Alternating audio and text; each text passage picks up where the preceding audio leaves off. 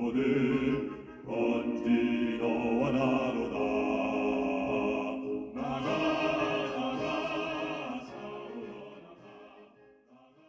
네, 여기는 울산 박물관 특별전인데요. 이렇게 체험할 수 있는 곳이 있습니다. 제가 들어보겠습니다. 과연 이것은 무엇일까요?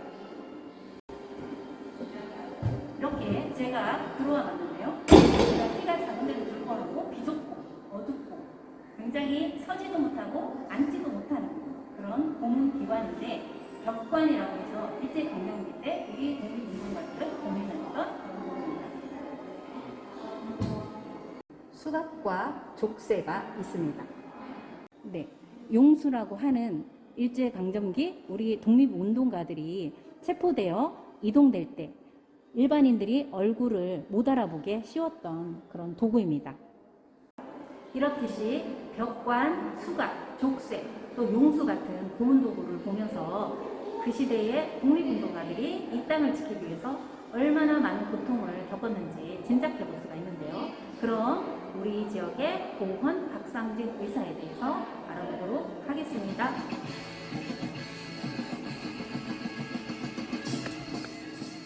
네, 선생님. 네. 박상진 의사는 어떤 분이신가요?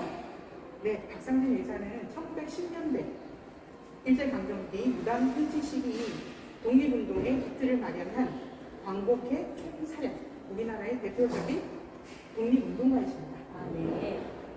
책이 바로 한국 독립운동 지열사라는 책이고, 네. 그 책 안에 이런 표현이 있습니다. 네. 의협이라는 것은 강자를 꺾고 약자를 일어서게 하고 공리를 유지하게 하는 제일 굳세고 용맹한 장수이다. 바로 이 시대의 독립운동가들을 잘 표현하고 있는 말입니다. 아, 네, 그렇군요. 네, 여기 처음에 박상진 의사의 그 집안 가계도가 있네요. 네, 박상진의 원래 그 집안은 밀양박씨로 영천에 살고 있었는데, 괜천 박창 때 영천에서 울산으로 이주하면서 울산에서 뿌리를 내리게 되고 울산에서 명문가로 자리 잡게 됩니다.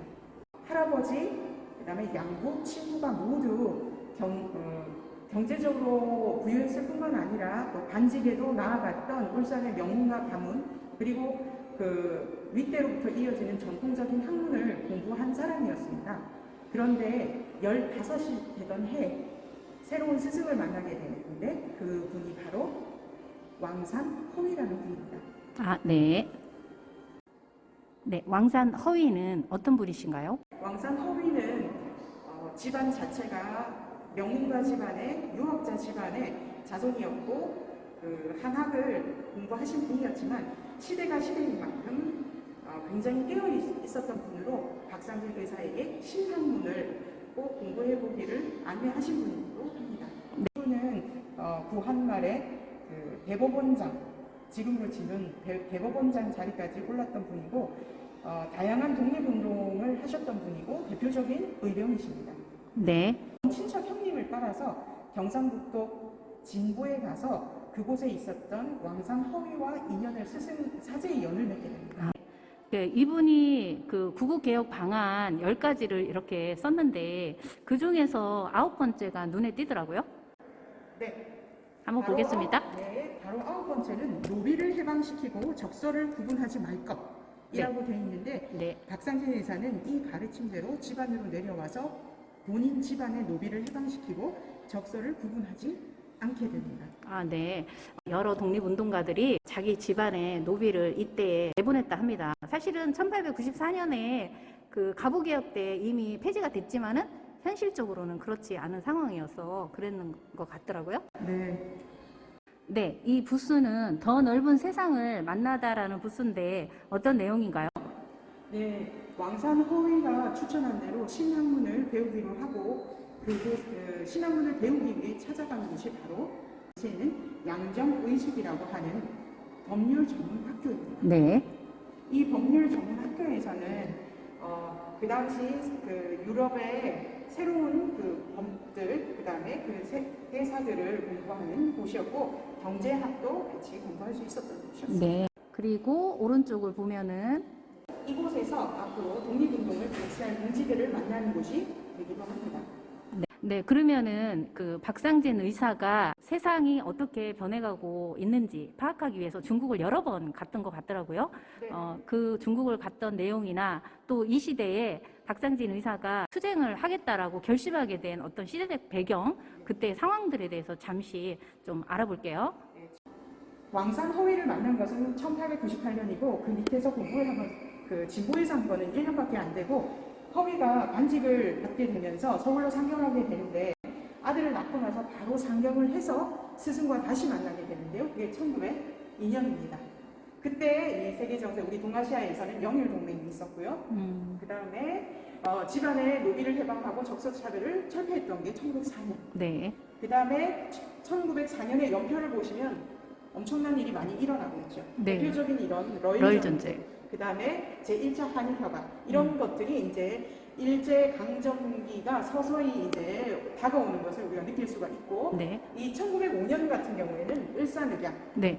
을사의병이 이때 있게 되고 1906년에 바로 이 양정의숙에 입학을 하게 됩니다. 그다음에 이 7년에 이 학교에 있으면서 다양한 사람들과 친교를 하게 되는데 1907년 나라를 위한 여러 가지 일들이 일어나는 걸 볼 수가 있습니다. 네.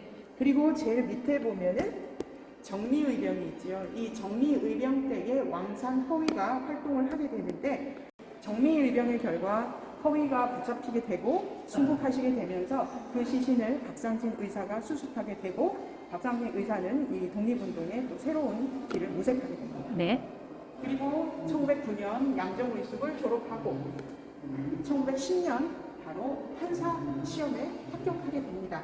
하지만 판사 시험은 경술국치로 인해서 판사직을 받아들이지 않고 오히려 시민의 활동 이런 다양한 이제 활동들을 위한 길을 모색하게 됩니다. 네. 1910년은 이미 이제 국권이 일본에게 넘어간 상황이기 때문에 이제 국내에서의 활동보다 중국에서의 활동이 중요하다고 생각을 하고 그쪽으로 모색을 하게 되는데 그래서 중국을 방문해서 신의 혁명의 모습을 보고 우리도 어떻게 나아갈지에 대한 어떤 길을 모색했다고 볼 수가 있습니다.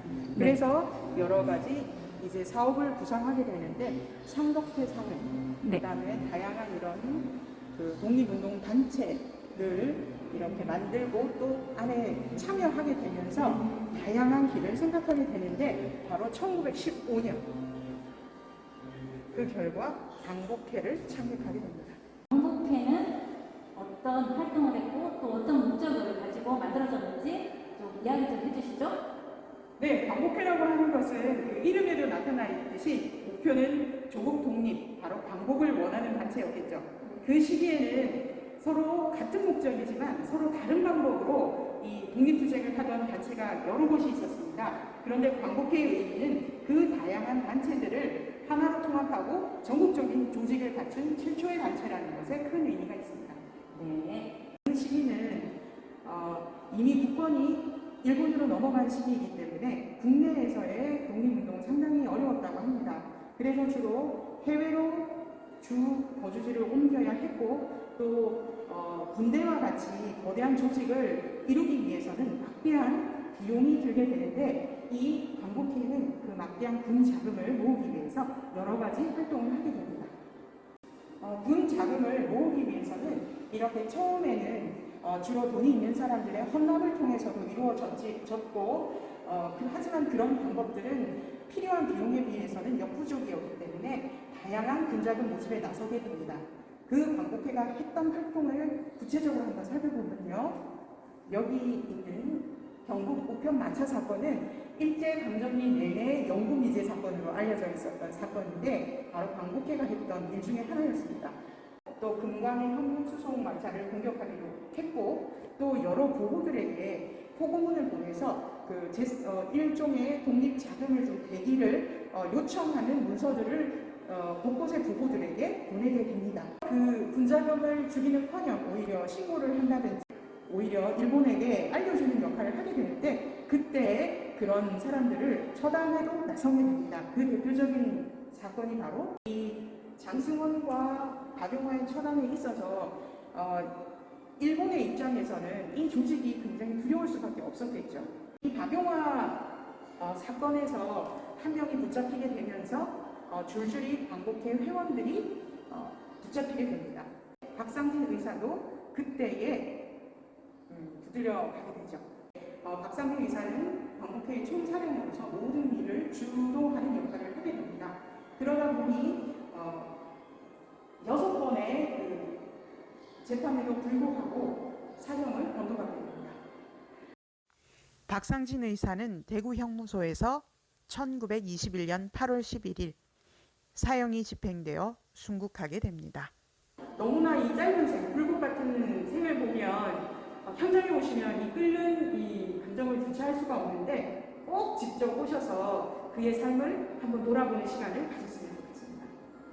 네, 지금까지 박상진 의사에 대해서 알아보았는데요. 1910년대 국내 독립운동의 빈자리를 메꿔준 업적이 있음에도 불구하고 우리가 사실 많이 알지 못합니다.